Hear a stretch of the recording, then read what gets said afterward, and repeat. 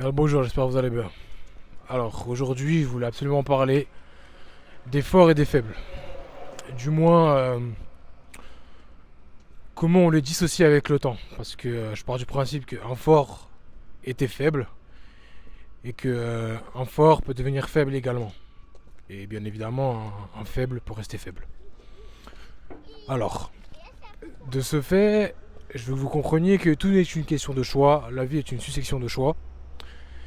Et cette succession de choix fait qu'au final, on va se retrouver dans telle ou telle direction. Maintenant, ce que j'appelle fort, c'est les personnes qui arrivent à transformer une situation négative en une situation positive. Et en une situation positive, soit la situation reste inchangée, ou soit elle arrive malgré tout à l'améliorer encore plus. Une personne que je considère comme faible, elle va empirer la situation, quoi qu'il arrive. Ou elle va se trouver dans une situation où elle va se poser 40 000 questions inutiles et elle va un peu, comment dire, réfléchir, pas pour rien, mais elle va créer un vide. Au lieu d'en faire quelque chose, elle va créer quelque chose de négatif. Ce qui n'est pas forcément ça avec du recul. Et bon, je remarque qu'il y a énormément de personnes, malheureusement, qui sont faibles aujourd'hui. Bon, ça se démontre, ça s'explique, du moins de par le confort environnant, le confort ambiant de nos sociétés. En l'occurrence, je fais référence notamment à la France, enfin à l'Occident, quoi.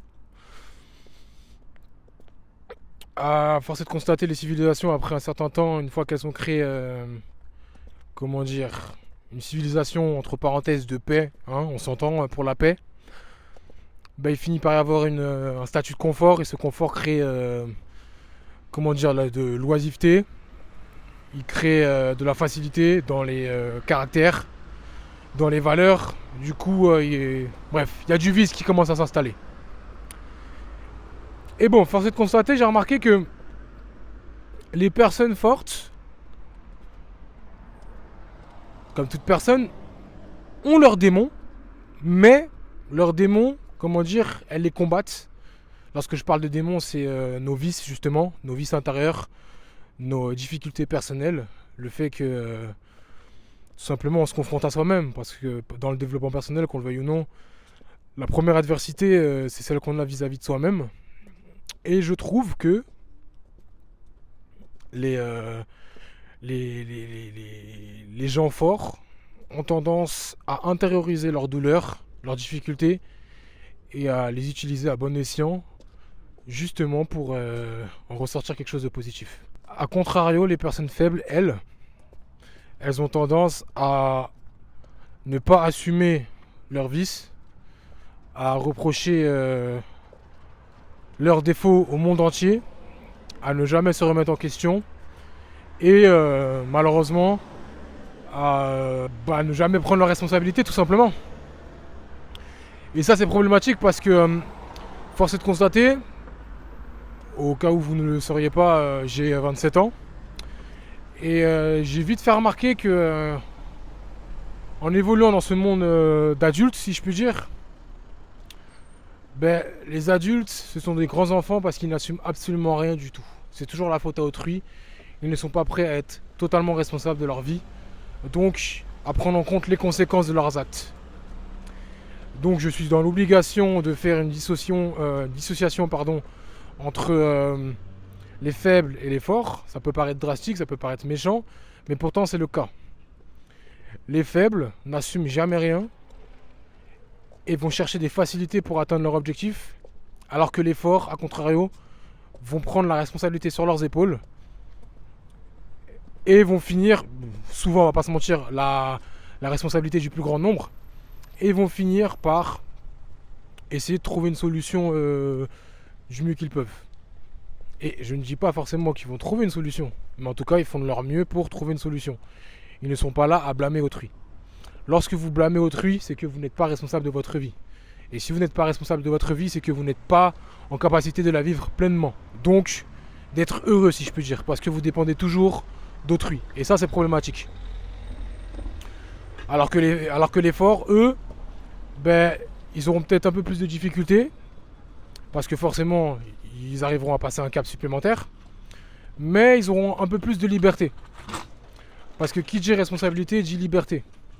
Et le souci, c'est que quand on n'est pas responsable, à contrario, on est un peu emprisonné. On est emprisonné de soi-même, on est emprisonné de sa propre psychologie, et on s'empêche littéralement d'avancer.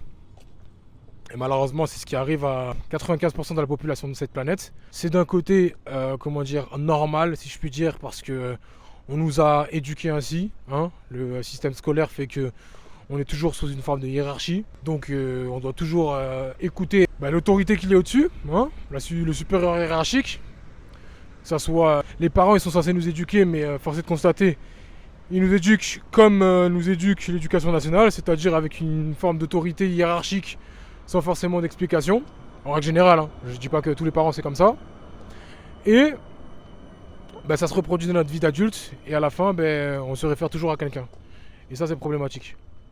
De ce fait, il faut comprendre que, en général, rares sont les personnes qui sont prêtes à assumer la totale responsabilité de leur vie. Parce que qui dit responsabilité de leur vie dit conséquence de leur acte. Il est beaucoup plus facile de blâmer quelqu'un pour ses propres défauts intérieurs plutôt que d'assumer les conséquences de ses propres faiblesses. Mais bon, ça c'est un travail malheureusement qui doit se faire individuellement parlant, sauf que personne n'a assez le courage de le faire. Et c'est ça aussi, on va pas se mentir, aujourd'hui les gens manquent de courage. Et ce manque de courage là va finir par créer, il crée déjà, on va pas se mentir, une lâcheté ambiante. Et les personnes qui vont affirmer telle ou telle chose seront tout simplement considérées comme des personnes arrogantes, des personnes imbues de leur personne. Et tout simplement, c'est simplement des personnes qui sont battues face à elles-mêmes, si je peux dire, et elles ont fini tout simplement par avancer. Et le fait qu'elles brillent, ça déplaît aux personnes qui n'ont pas su briller en affrontant leur propre personnalité.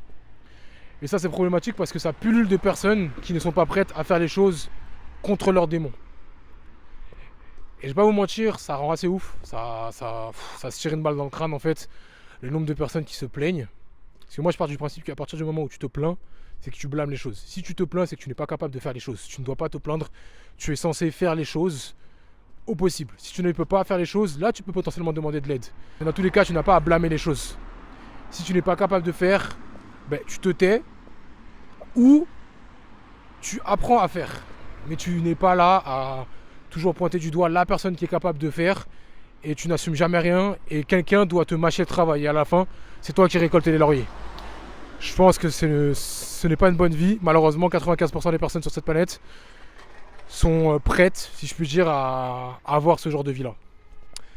Donc, quoi qu'il arrive, c'est triste à dire ou pas, j'ai envie de te dire, le monde se divise en deux parties, les forts et les faibles, comme depuis l'aube de l'humanité, si je puis dire. Et je vous invite fortement à toujours vous concentrer sur vous-même, mais pas d'un point de vue purement égocentrique et orgueilleux, mais vraiment d'un point de vue égoïste, dans le sens améliorer le monde autour de vous à partir de vous. Ça veut dire vous êtes la source du changement. Et ça, c'est important. Soyez la source du changement, c'est la base, c'est le plus important. De ce fait, je vous dis au revoir, à demain. Désolé, il fait un peu sombre. Il est à peu près 17h30 et tout. Il fait pas spécialement beau en ce moment, donc voilà quoi. Soit c'est à l'intérieur, soit c'est dehors, mais il fait pas spécialement beau. Donc voilà. Mais j'ai beaucoup plus d'inspiration et c'est beaucoup plus fluide lorsque je communique avec vous, lorsque je suis dehors. Enfin bref.